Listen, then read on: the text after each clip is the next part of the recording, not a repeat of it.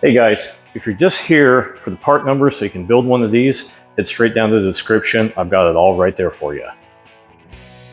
So in this video, we are going to talk about taking out your stock steering shaft with your original swivel joint at the top and your coupler down here and replacing it with the Borgeson parts so you have nice tight U-joints on both ends for a nice tighter steering feel and better control.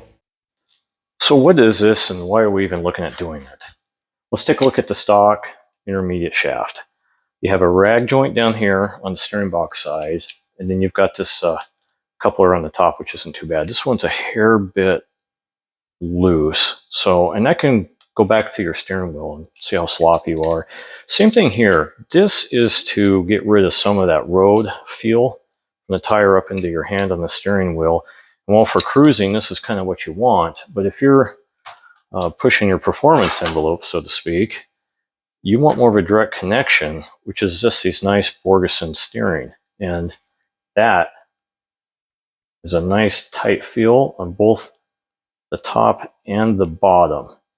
It gives you a cleaner look, and it can give you a little bit of clearance down here on the bottom end. You know, for an LS swap, I know you could have the alternator down low, or you could have the power steering pump down low, and you have clearance issues. It's not necessarily back here where the joint is, it's more up towards the steering box. But it's a little bit nicer to can get your hand in there a little bit better. Plus, this is a little bit easier to take off. I can drop the header now without having to lift up the engine by undoing this set screw, pushing it up, lifting it up out of the way, and then the header comes off. And that's really nice. The cons of this type of setup is that this isn't cheap. You're going to be into this couple $100+ by the time you're done. You do have to do a little bit of fab work. It's not bad though. You have to drill one hole through up here. And the shaft is actually a 24-inch shaft, and you need to cut that down to fit your application. We'll talk about more over at the car. So what do you have to cut and drill to make this work? Well, the shaft as it comes is a 24-inch shaft. They even make a longer one now, but you don't need it. The main part is 20 inches, and then it hangs over another 4 inches, and it gets past this tensioner part. And there's the tensioner right there. That's off there. And so you have to cut this down. I cut it down about 11 3/8 because I wanted a central. Get rid of that. I wanted to match this up, and I wanted as much collapse as I could build into it, because the whole thing here is safety. You don't want to use your sternum to soak up the extra amount. You want this to be able to at least soak up some of it. And that gives you about a 6 1/4 collapse, which is about where stock is. It's just right at a 6 1/4.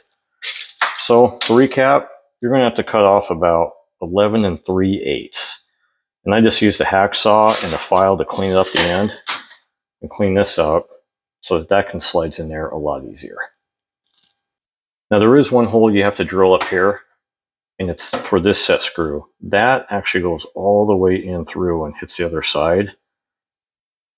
So once you know where it's at, you can stuff a marker in there, mark it up, pull it out, drill it, and the rest just go onto the surface and they grab. And that's how these are down there. And when you do measure and cut, make sure it doesn't stick out too far in there, because you don't want to hit the joint in the future. But when you're all said and done, you have a set screw here for the steering box. You've got another one up here for the steering column, and that's it.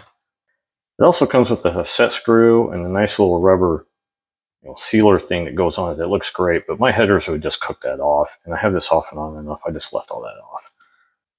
And you'll notice that this is painted. There's different kinds. This is all bare steel when I got it. Of course, I just painted it and squished it in there, and so you have that problem that my OCD later will let me know is unacceptable.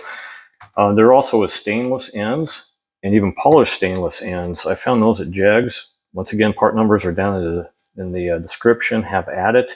However, the telescoping shaft is just bare steel, and that's all I could find. I couldn't find any stainless or even aluminum. I think you have to go to Borgeson direct for the aluminum pieces if you want that for your extra bling.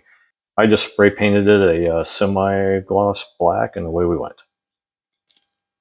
Quick pro tip, if you want a extra power cord hanging down, look up where your garage door plugs in, and there's probably a single outlet. You can change that to a dual outlet, grab you one of these cords, bolt it on there, and have some convenience. So one thing about fitting these in, look at the shaft diameter changes. This is bigger on the bottom and smaller at the top. That's the stock side. The replacement side from Borgeson has the larger part on the top and the smaller part on the bottom. And that comes into play if you're running headers like me, and you already had to take a big hammer and beat the snot out of it to make this fit. You're going to do a little bit more pounding to make that fit, so keep that in mind. Well, you can see the clearancing I had to do right there. I had to dimple that. That's not too uncommon for these hooker headers. You just got to get in there and make some clearance. You clear that pipe and that pipe. Then when I went to the aluminum heads with the raised exhaust ports, here I come in again and cleared that pipe and that pipe. And then when I went to the Borgeson steering shaft, since the large parts of it are on the top, here we go again, cleared that pipe. Doesn't really hurt the performance of the header or anything. You just have to keep in mind that you're going to have to help it a little bit if you want it to fit. This has a Grand Cherokee style steering box swap. It's a 3/4 inch diameter, 30 spline here on the output. And that is the same as the manual steering box from about early 69 and up. The Chevelle power steering box is a 13/16 by 36 spline. Make sure you know what you have. Double check it. You can pull off your current steering adapter and just count them up and make sure. I've included part numbers for both down there. Now, if you have the earlier manual steering box from very early 69 and older, you're out of luck. I couldn't find any adapters, so maybe it's just time for an upgrade if you're in that situation.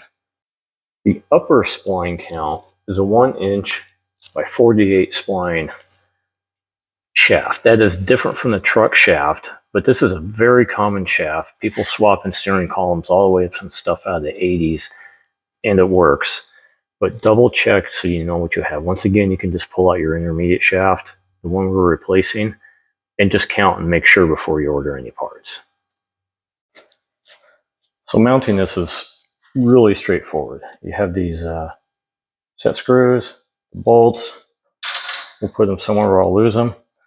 The one thing about this is spline, but there is no flat spot. So you can get your steering wheel pretty far off and put it on. It'd be just fine. So just make sure that you are exactly where you want it. And then we'll start by making this connection here. And when you get that shoved up there, oops, double check my steering wheel. You don't want this off. It will just kill you. Annoyance. And here,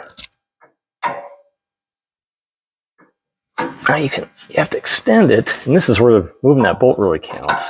You can just feed that right in there. Shove that back up in there to clearance of the header.